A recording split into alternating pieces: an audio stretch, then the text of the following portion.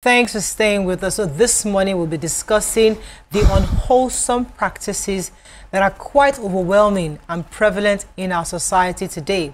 It has eaten deep into the fabric of our society and is how Nigerians cut corners, bypass, manipulate, explore loopholes in every facet of life to maximize profit for themselves. Now, one of the reasons why we are discussing this, because your view is we're going to be 12 years this year, and one of the things we try to do is to re-educate and reorientate Nigerians with our conversations. And the idea really is to let people see there are better ways of doing things, or there are options that can be explored in making decisions. And one of the things we have seen is that, yes, we can criticize government all we want. Is the lowest hanging fruit. Is the easiest thing to do. If YK were here, she would say, no, start with the government. No problem. Government, definitely, we can write a book on what government has done or not done. Absolutely. But today, we're examining ourselves. We're evaluating all the areas we as Nigerians, we malign the progress that those well-meaning Nigerians are trying to achieve for us. A few of the things we've seen, contractors, for example, will either overquote materials, cost of materials, steal or divert, inflate cost of materials, buy substandard materials for you. Another example, tailors. You give tailor 6 yards. They'll use 3 yards for your clothes or 4 yards, and the remaining 2, they'll not hand it over to you. Back in the day, that is, they'll leave it, they use it for hair time. Now, they'll just say, the cat's finished. You now, maybe 2 weeks later, you now see them with their children, wearing your Ankara. You'll be thinking, it's part of what we do. Mechanics are not left out. Different notorious acts, they will buy substandard products to use, and they will do something, they will not give you full service so that you can always keep coming back. These are some of the things that we see in Nigerians. Ramatu, do you have any other one that we see? Yes, so they said boutique operators who also sell fake items in the name of original. Yes. And they will not tell you the truth. Schools as well are monetizing virtually everything. Some of the things that you usually would get for free before, they will monetize it, all to collect money. Religious centers too, that are supposed to be like a beacon of morality, they are not left behind. They are more like money-making merchants. You see, preachings on how you should give and what you should give and everything. Hospitals too. Yeah, go ahead. Yeah. Okay, hospitals are not left even at the point of death. Extortionable are perpetrated without mercy or sympathy. Police, customs, and other relevant agencies are either reputable for extortion, bribery, age falsifications.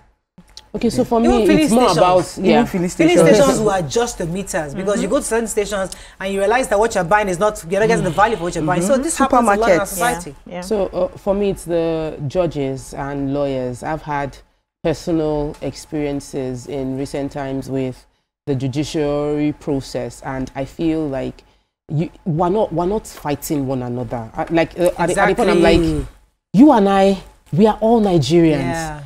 You are a judiciary worker, does not, why are you treating me like you are the government, you are the lead, I want to punish you for being in Nigeria? Like, we're all together in this boat.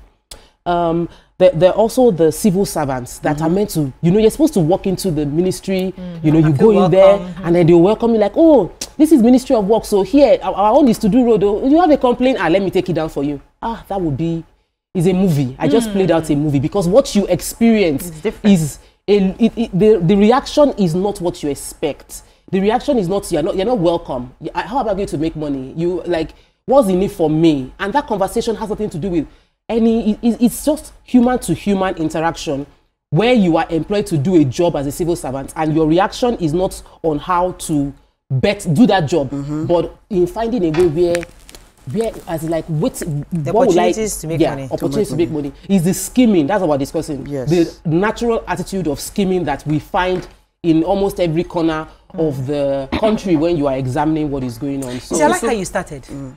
We're not at war with each other. Yeah. Because if we have that mindset, maybe things will be better. Yes. Because we are constantly like in a one-man battle. I'm driving, and my own is to chance everybody just to get where I'm going to. If you want to do my hair, my own is to so before you even move on from chancing in the driving, you are at a intersection, and you could see that if I drive through, I don't have a throughway. I would be blocking the road and I don't wait. Yeah. I drive through and block just because I'm not in a thinking hurry. about the next That person, person. yeah. It's Yeah. that's selfish. That thing happened, you know, at our interjection. Yeah. Going to our house. There's a going on. Yeah. I can't even know how to describe it. But It's like a T-junction. there's a T-junction, right? So I stayed. And people were pressing the horn. I'm wondering, but they didn't realize it was important for me to stay because when the vehicles coming in were coming, they're easy to go into their own lane. But something as basic as that, we know the right thing, but we just don't let the next person do it. It's not me because we constantly feel like we're constantly in war with the next person. Yeah. It's something we need to talk about and discuss. Yeah, so I we, and think at the same time, sorry, and at the same time, we need to talk about farmers. I remember when this tomato issue started, I know of a particular farmer. He had already planted his tomatoes and all of that. He was ready to sell that week. Then by the following week, I think tomato rose from 10,000 to like 100K.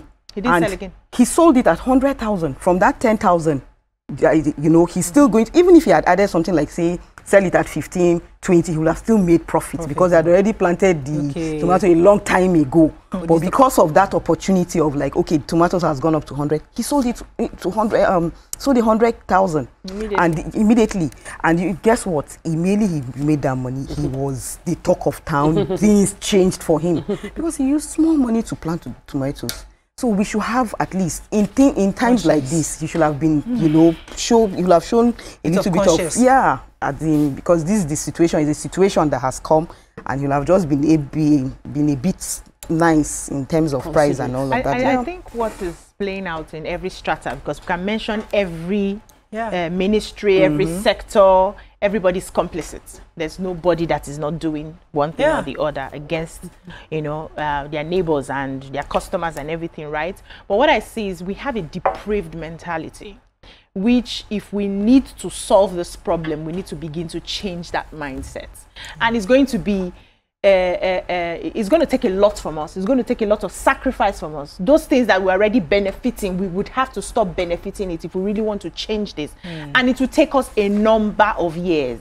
It's not something that will stand and change. They say they don't learn left-handedness in old age, right? We need to start with even our children in the schools to show them the right way, that this is how it's done. And that depraved mentality also came from somewhere. If we trace it back to our colonial masters and how they came, and how it seemed like you have to be on top to be able to get certain things. When they went back to their own country, they were stealing from us, but they were enriching their own countries, and they were making every human being in their country feel like they belong and they are equal, at least with the basic amenities that they were providing. So I see children that are raised abroad, and I see children that are raised here. And if you put them side by side, their mentalities are usually very different, right? I always tell people, I say one of the reasons Morayo is the way she is because she did not do school here. She did a bit, and then before she could have sense for bad things, she was whisked away. So she went to a system where everybody seems equal. It's not a battle. Yeah, we're not fighting anything. I want a phone, I can go into a store, I can pay for 6 months and I get my phone. I want a car, I can go into, you know, the automobile shop, I buy it and then they take it from me, I get a credit, I'm able to do things. So I'm not showing that I have more than you because I can access it. With that sort of system, you see that people start relaxing, and that's why when those people come here, they wonder, why are you people, what are you fighting for? They come to your wardrobe, how many clothes do you have, what are you wearing? I travel and I go visit people, and I see that they don't bother about the things we bother about. We are coming from a depraved society where I have to have it anyhow just to show that I am better than you because I have suffered. You don't know the suffer that I suffered. Now it's time for me to even if I am a gate man, this small authority I have, I will show people. I will show people. So it's not about calling out the different industries and what they are doing. It's about what is the mindset that is driving the people. It's the people. So we complain here. By the time we get to government, it's the same thing. If I can steal in my house, and you can do business with you, and I can cheat you. What happens if I become a minister tomorrow? I will cut corners because I'm already, it's part of life. In fact, if you don't do it, you are seen as a fool. You are seen as you don't have said, so you were a governor for 4 years, you could not do something for your family members. You cannot do something. So it's a mindset that we need to be intentional about changing, and now every hand has to be on deck. But the teachers, but the parents, but the schools, hospitals, everybody. And we need to start in our daily or day-to-day activities, start changing the way we do things. So for me, I want us to talk about the impact of what we do. You see, sometimes we think about the impact for ourselves. I jumped through the queue. I got free. But what happened when I left? I have the opportunity to adjust my meter on my own, where I'm selling my pump, and I get away with it. What's the impact on other people? In scheming in businesses, there was a day in my meeting with my team, I call it, we do wisdom and wins. And wisdom and wins, we celebrate the wins of the team, and then I share some wisdom nuggets. And I said, when you realize the impact of you seeing a customer's call and you did not pick it, do you realize the impact? You saw a customer's call and you did not pick the customer's call. The customer is going to buy land. The customer would invariably pay your salary. The customer is what sustains the business. And you don't pick the call because you are tired. That customer then goes to buy from someone else. It impacts the revenue we are going to make. It impacts the fact that somebody on the site that is engineer or the supplier that the far-reaching, the ecology of impact that your one selfish corruption move is having. So I saw a video, Morayo. There was a mansion with expired drugs being rebranded. Now, that person will become a billionaire. He will come on Instagram, God did it, he will be celebrating. What's the impact of you setting up a factory in a mansion, relabeling expired drugs to sell? There's kidney and liver failure. People will die from what you're doing, but you're making money. You are rebottling drinks. And you are feeling smart in your mind that person where they buy BSF, make it know. But your impact of what you're doing on the lives of many people, some people, the number of people that will die. So you are in the hospital and you are given this number of drugs to disperse. And instead of you to disperse it, you take it and go and sell it outside. What's the impact? So we're not thinking the impact of our activities. We're only thinking selfishly of I'm benefiting my own children. My children will go to good schools. Oh, it doesn't matter. I don't care if the public school does not get the chair. The contract was awarded for 15 chairs. You do 10 substandard chairs. Your children don't go to the public school. Whose child goes to public school does not get good education? They block the road for your children when your children come back from abroad for 30 December and they lose their lives. So you don't see the impact of the seed you sow in the past. Everything comes, it's a circle, and it will come back to you. We need to get that very, very seriously. I saw the way, when I went to Rwanda, the way they shared their story, and the way they keep sharing their story, that this would never happen to us again because we say and we educate our people. Nigerians need to be educated about the impact of corruption, the impact of selfishness, so that when they keep sharing it, the moment when you feel like adding extra zero to that contract you're about to get or falsify, you realize the impact and how it might affect person around you. Because somebody needs to articulate the effects of this thing. So we haven't really sat down, and I think I like how you raised the Rwanda story, because I remember it was last year we went to the International Women's Leadership Conference where the woman from Rwanda was saying that there was a conversation where all the parties sat down, and you have to look the person who raped your child and tell the person, I forgive you. Like, you have to confront each other, because after that process they could not live in harmony and know that we have a shared history and then can move on. We as a people, corruption has eaten to the fabric. So this thing called corruption, we need to confront it, where both of us are telling each other, BC, you inflated those figures. And we must say that because you inflated the figures, this is the effect of what happened. This person did not get the money because the money finished, because they have to pay you the inflated figure. That money couldn't go for this other parastatal. You hear funds that some government or not even government, like contracts inflated. What can build a like 5 bridge would build 1. And it is not because the money was not like it wasn't given. It was that the person that collected the money did not. So we find it easy to blame the politician that you did not go and supervise what is going on. What of you, that the person that collected the money and all and did not do the job? And the impact. If we not read papers, remember a few days ago, said a 100-bed hospital that was built, nothing to how many years, nothing to show for it. The contract was awarded. Money was released. Yes, money was released. There is no 100-bed All of them are maternity their own hospital. personal this thing. But you know, it's a bit difficult when you go somewhere and then you see everybody doing a certain pattern. You know that all of them, they are doing the same thing, and then only you will want to make it right. Yeah. Only you want to say, oh come no, after okay, you. let me not join them. It's always very difficult. At the end of the day, you just join them.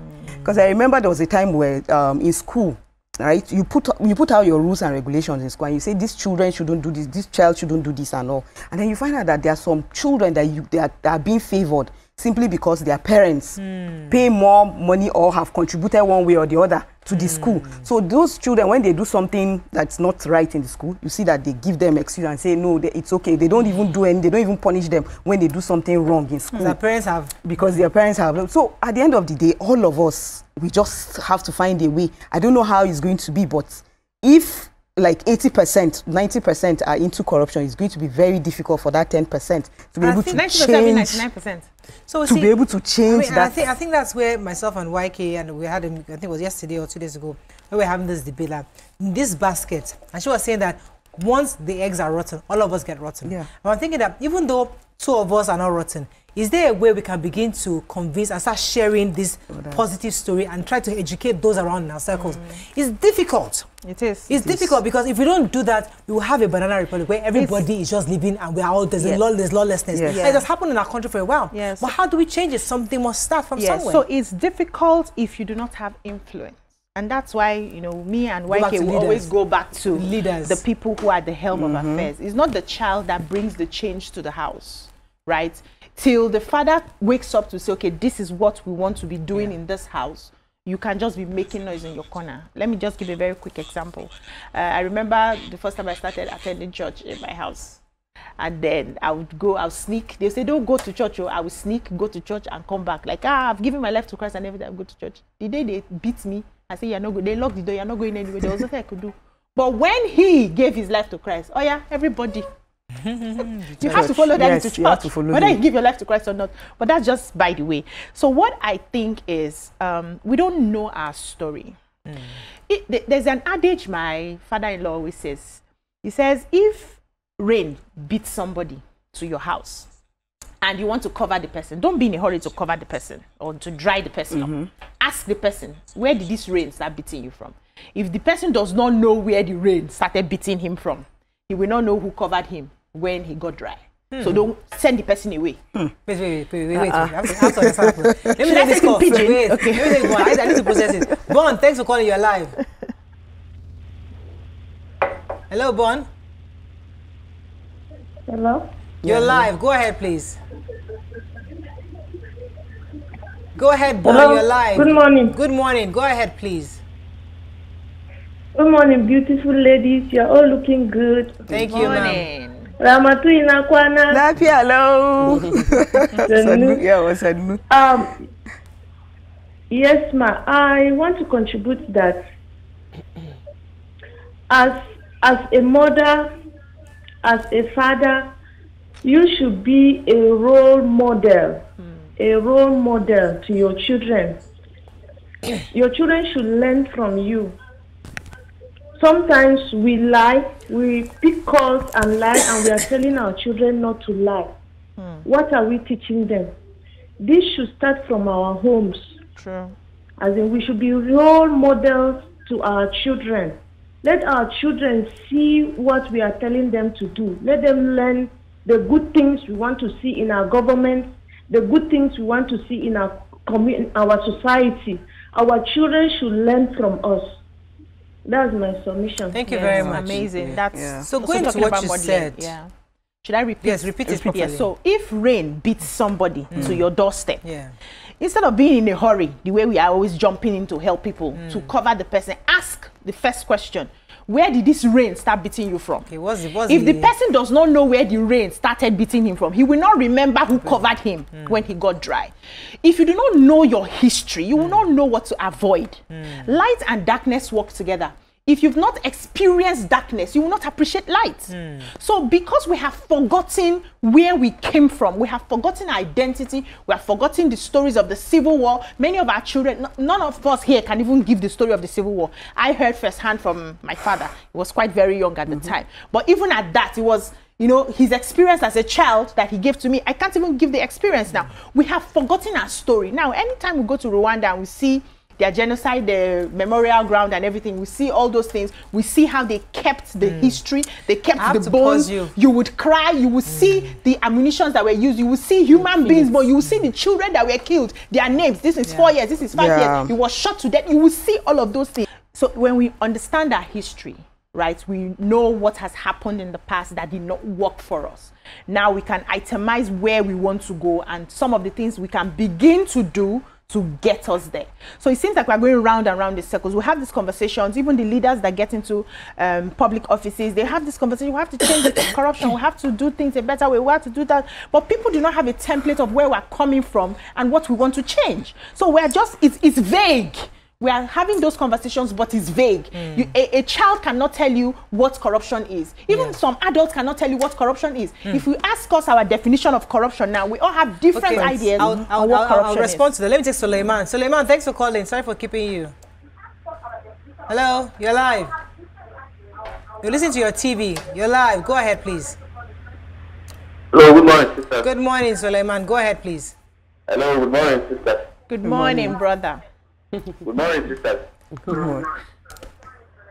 You're listening to the TV. You're listening to the television. On TV, it's and I delayed. also have listened much to the last speaker regarding the upbringing.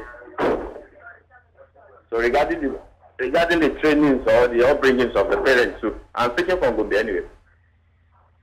Are you hearing me, ma'am? Very clearly. We can hear you. Okay, you have to disconnect that call. Okay, so I think I wanted to say something that I thought was really important. The history that we are saying we need to know. The reality is that today, many people don't really care about what happened. Let me, I'm choosing my words very carefully. Many people don't really care the strides or the triumphs of our heroes past. We know. We're not taught as we should have. If we had been taught, maybe we would have cared. But we were not taught. Now we are being asked to appreciate history. But this is where I beg to differ. The history or the story that Rwanda is documenting, our own story today is corruption. Corruption is our own genocide. Corruption is the history we need to begin to document because we are experiencing it. So yes, Fumilayo Responsibility did her exploits. Yes, all the heroes of the past did this. We read that. But the one we're experiencing today is corruption. It's how corruption has caused decadence in our society. So what we need to do is to begin to document the effects of what has corruption done. Well, we've listed all the sectors in the health, in the education, in the pharmacy, in all the various sectors. We need, as we document it, and we are pulling out ourselves from it. We're telling our children, this is the effect. This is what we went through. Do you know that somebody actually inflated the figure to buy a house? Do you know that somebody actually put concoction inside wine in their house? But today, we are stopped to doing that because we want to preserve the lives of our people. So today's history, therefore, must be documented and fixed such that tomorrow we're not talking about what happened in that nobody knows have a clue. I'm not saying it's not important too. I'm not saying the exploits of our heroes are not important. I'm saying that the reality of today is the corruption that we're facing. So I think that I get you. It's not invalidating history. It's not. You are saying we should retell, we should reframe how we tell our history. Yeah. So because the frame of reference can make a story of corruption valuable, look interesting, or tell the story to make it look like the underdog overcame. So the way we are telling this story currently does not encourage anybody to fight corruption.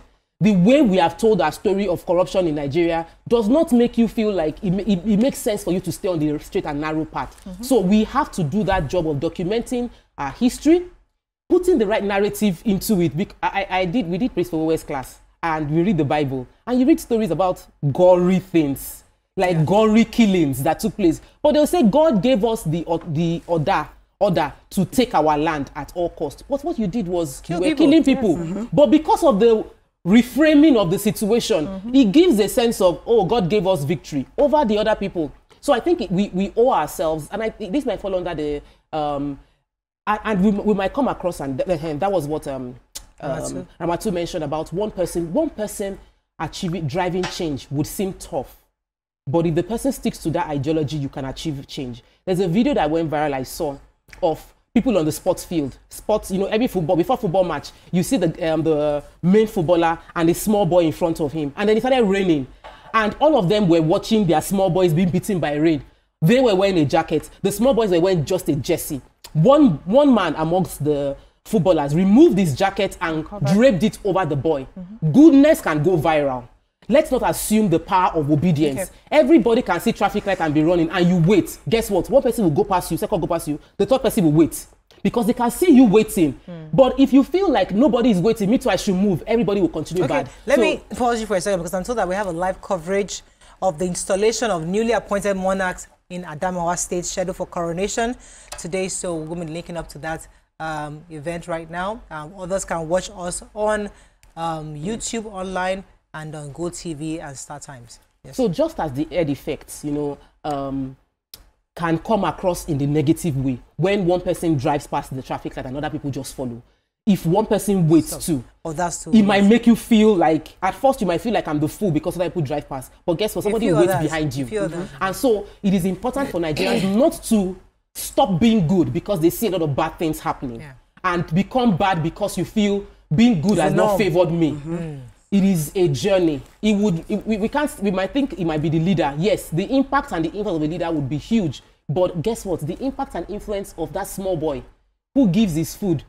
Everybody reads the story of 2 little fishes, 5 loaves of bread in the Bible. Sorry for the non-Christians. But we know that they couldn't have fed the 5,000 without the boy that brought out his 2 little fishes and 5 loaves of bread. So goodness can spread and have huge impact. Let me take Sam. Thanks for calling, Sam. You're live. Hello. Good morning. You're live. Go ahead, please.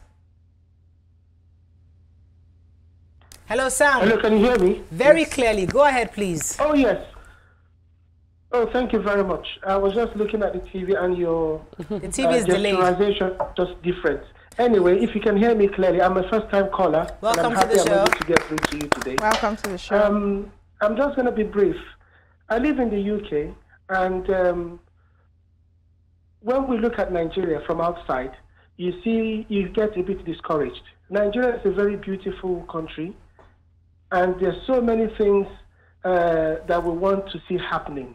Unfortunately, corruption and selfishness has eaten too much into our system, and it's a shame. I'll just give you a quick example. In my area, I live in Kent, just outside of London, and the driving culture is such that everybody waits for everybody. If you come to a bottleneck or a pothole on your side of the road, you wait and let everybody pass, and they will say thank you. If there are 10 people who you've waited for, they will thank you. There is a civil culture in the system. Nigeria needs to come back to being civil again. And like others have said before me, we need to start from home. Charity begins at home. Yeah. We start from the family, and then the government can also help by also enforcing good culture. We need a new culture in Nigeria. And once we can all adopt this new civil culture and let our consciences be alive, working consciences, then I think things can start to get better. Thank you very much, Sam. Thank you. Yeah. Okay, so I wanted to say this, right, that, okay, so I wanted to come from the angle of corruption. You know, a lot of, most times, I don't know how you want me to tell my child, look, corruption is bad, when people who have committed this corruption, who have done this corruption, have not been reprimanded. Nothing has happened to them. You see, if one person is being brought to book, you can, at least, you can reference it. You be like, see what this person did do. At the end of the day, this was what was, you know, this was what was done to that person because this person did this bad and all of that. So sometimes we just need to try as much as possible to, that corrupt thing needs to be handled. For example, in China, I used to buy machines for people, right? Before, you can't send money to China anyhow because you won't see the machine or the money, or the money. But they now put a sanction. They said anybody that sends money for machine and all of it is death. The penalty is death. Bam. Now, corruption in China is minimized. I can't say it's eliminated totally, but I can tell you that it's minimized. Yeah. Comfortably, you can send money to China and you get your machine. Yes. And even after getting your machine and you don't get the right machine, you can return. You can return it. You don't even need to return it. They will send you another one. That is how they have tackled corruption so that their economy can grow. Yeah. So we can't be be saying, correct. Yeah, absolutely. There's a part of government. There's a part that they must ensure that those who are found guilty are brought to book. Yeah, absolutely correct. But where I always come for is also that we as a people too have a part to play. So what you tell that child is, yes, the person who is corrupt has yet to be reprimanded. However, the effects of his corruption is this, and this. What he has done, he has stolen from me, such that I don't have money to now buy food on the table. You know, there are ways where a child is educated that this man should be arrested. Unfortunately, our system has yet to arrest him. However, what he has done is causing this. So they see the effects of it, and they can understand why it is bad for them to be corrupt. Okay, so me, I like to take my issues from the root, or else I just feel like I'm playing, right? Talking about the people. Many people in Nigeria do not feel like they belong in Nigeria. And that's why we must have the real conversation and make peace from the beginning. We're not starting from corruption. Corruption was not there before. We are starting from what could have caused that corruption. During the amalgamation, they put us together when we're not ready to be brought together. We need to sit down on the table and have that conversation. Are we ready to be together? That's one. The civil war has to be documented. There are still a few people who are alive today that we can find. There are some places you go to, like in the museums in the UK and all of that. We can ask for help for some of the paper clippings that they had and they kept. We need to document it so that people will see this was where we came from. This was what happened in the middle. And now people are feeling disinterested in their country. Many people claim to be Nigerians, but first they are from their tribe before they are Nigerians. For us to get to that place from the people perspective now, get to that place that we want to go without that form of corruption, people need to feel a sense of ownership of the country. You speak to a regular American, they have their issues, but America is my country. They are proudly American. They carry it even when they are not eating well, even when some of them are sleeping in under the bridges in their countries, even when some of them are begging, you know, but you hear that pride in their tone because there's a sense of ownership. That's on the angle of the people, and the government can help with that, to have that conversation, to bring our history to the fore. You teach it, you show it, you show people where we are coming from and where we don't want to go back to. Because it seems to us that we go one step forward and 20 steps backwards because we don't know where we're going to. We're going round in circles. Let me take a couple meters. Good morning, Rita. Thanks for calling. You're live. Good morning, ladies. Morning. Morning. You're live. Go ahead, please. From the topic, the corruption is actually learned. It's not something we are born with.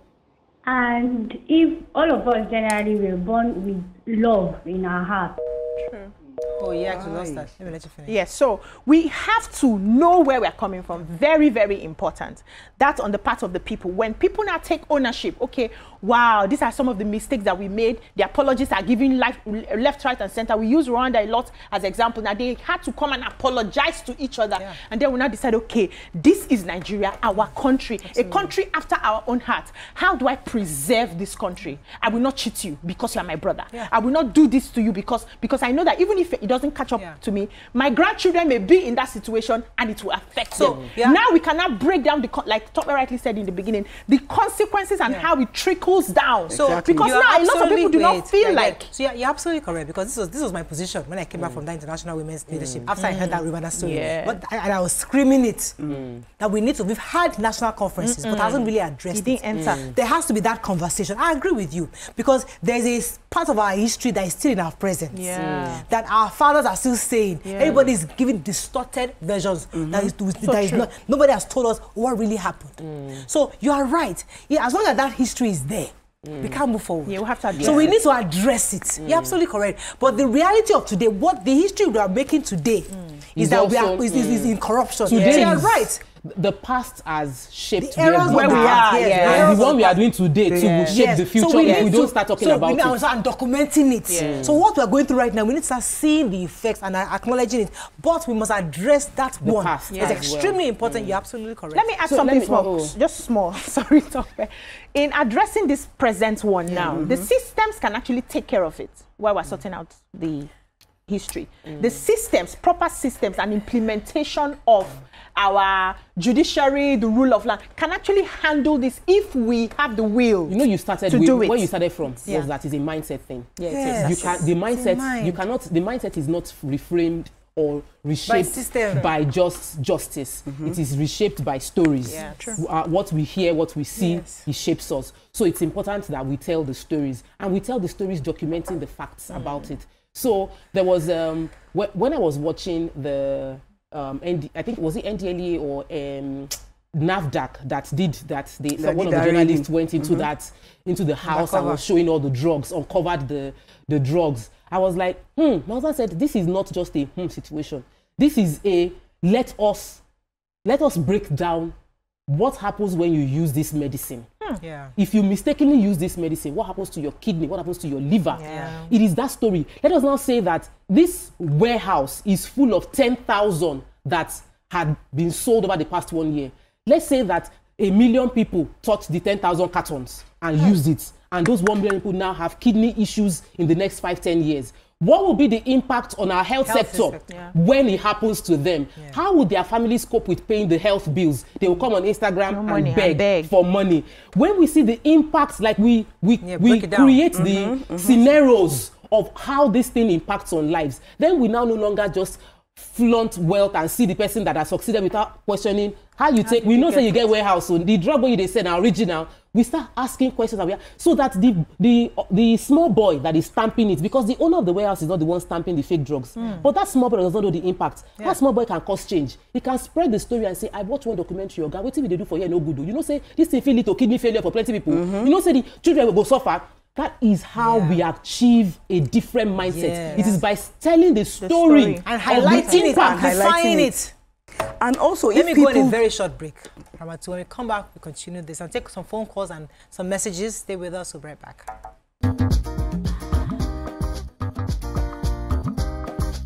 Stay tuned. Your View will be right back.